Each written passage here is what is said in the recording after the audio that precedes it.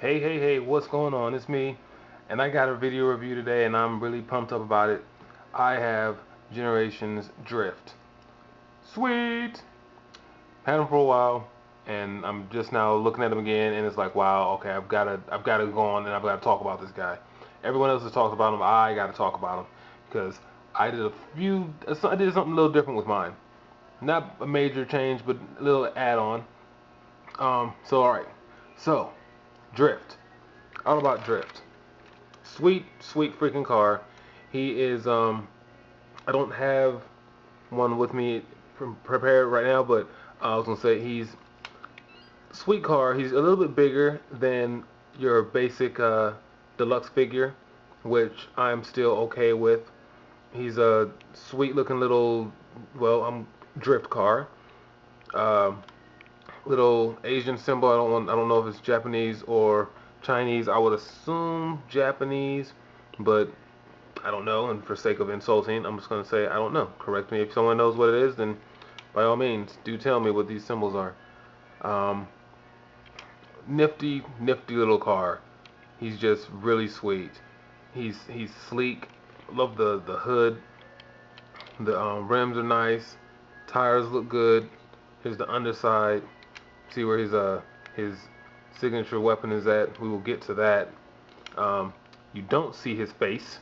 His face is not showing. Awesome. Nice little spoilers. Got a dual exhaust right there. Paint job looks really good.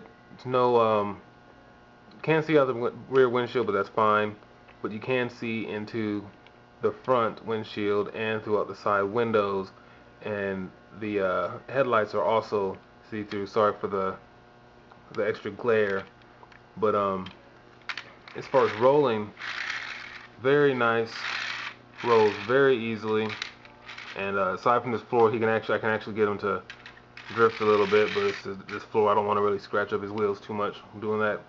But yeah, he's flipping sweet.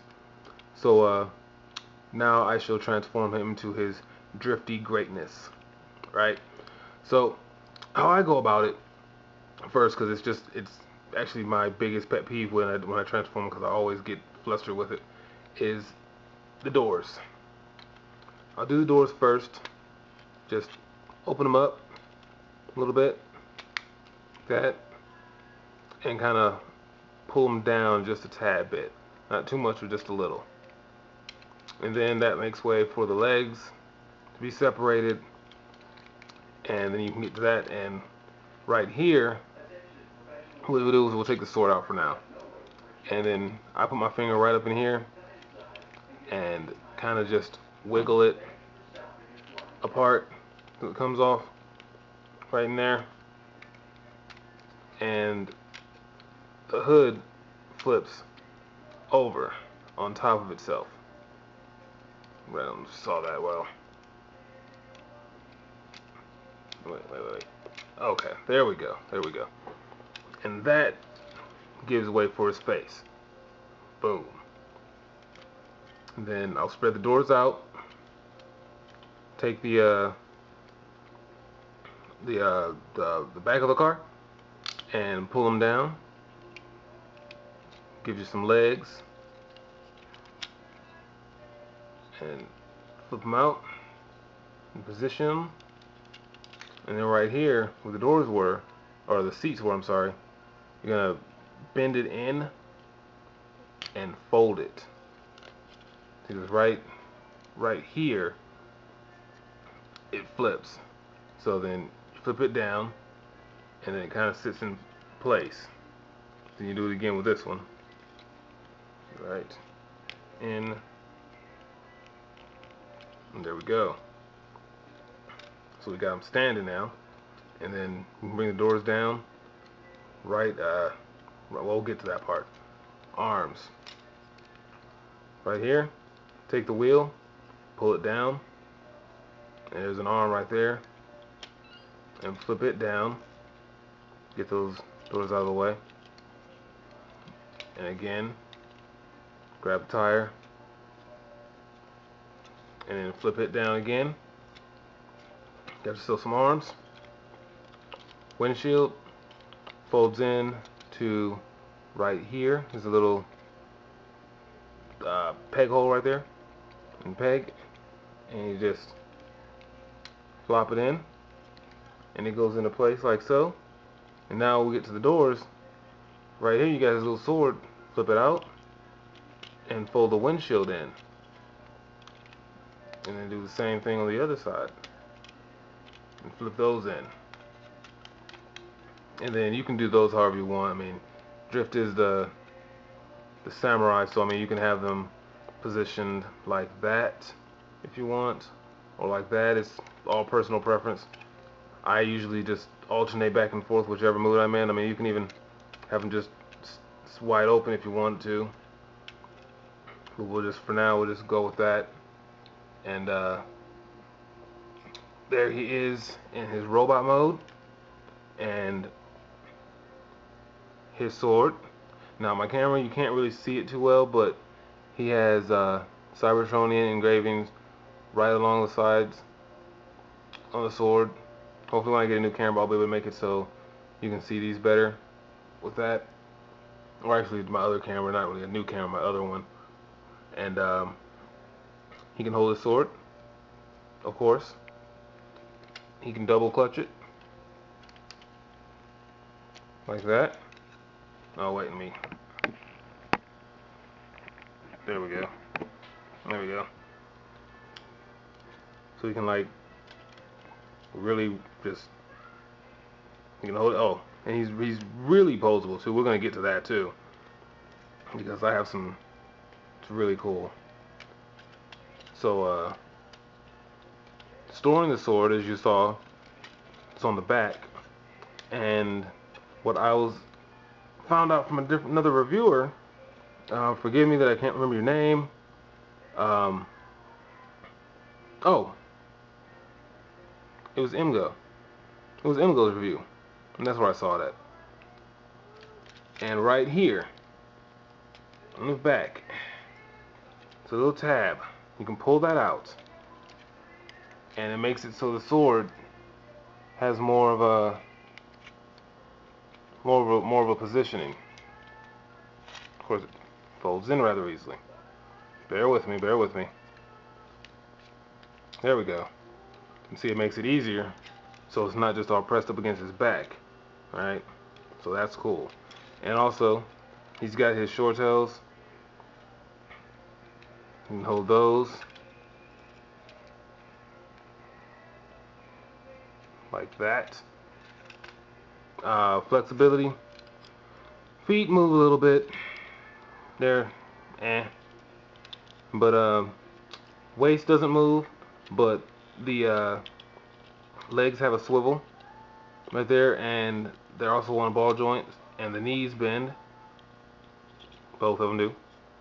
Arms go 360 or 360 just fine.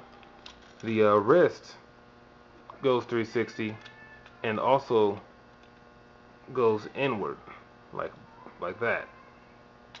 So that's for extra posing. I do think it's probably just due to his transformation, but either way, it's awesome. Elbows are double jointed, so you can do that, and you can hold them still and just do that also. He's got that, and then the arms also just, because they're on ball joints, so they can go all which way. He's pretty tight. This arm is a little more looser than the other one. Head-wise, head can go, it can probably go all the way around. I haven't gone with it. I don't think it can, truthfully. But he can look up a little bit. You can get that far up. Oh, I wish it wasn't so bright. You see? And he's got an amazing head sculpt. I wish my camera was good enough so you could see it. He's even got the little reflection inside on top of his head so that you can see. Let's see here. So that you can see through his eyes, which is really cool. Now, my drift is a little bit different in the sense of there is an additional appendage kit or a weapons kit for him. Now I can't afford that, so I went with the next best thing. I have his own. I have weapons of my own for him.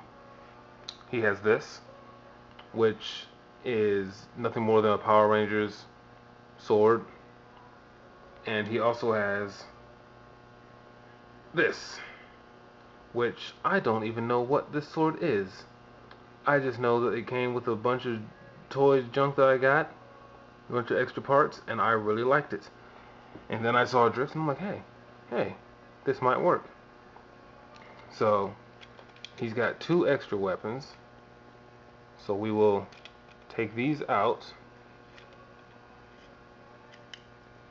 and put them away. So I get that out of there,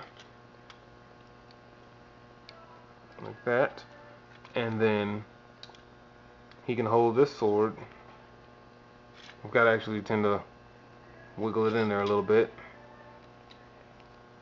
It will go all the way down, but for the sake of taking forever, I won't do it. But there's that sword, and I like this sword with him because it's got his color. I mean, it's got the red in it, so it works for him. And then also same with this sword, matches his colors, and that sword goes into his hands just fine, and it's flipping massive, equally massive with his other one. So we can get this out of his hand, and I'll put both in. I need to actually shave that one down some so that it fits better. And there we go. See that? Those I really like these swords. So yeah, my drift has got his 3 swords plus 2 extra swords that I came across. If somebody has the add-ons, I'd love to see them. Put them as a video response. I'm giving Drift 10 out of 10. 11 out of 10. What the hell? I'm going to be generous. He is an awesome figure. If you don't have him, I would highly recommend getting him. If you can't find him, then you need to really hunt, because I got lucky when I got mine. So yeah, that is Generations Drift, and I will see you guys later with the next review. Alright, take it easy.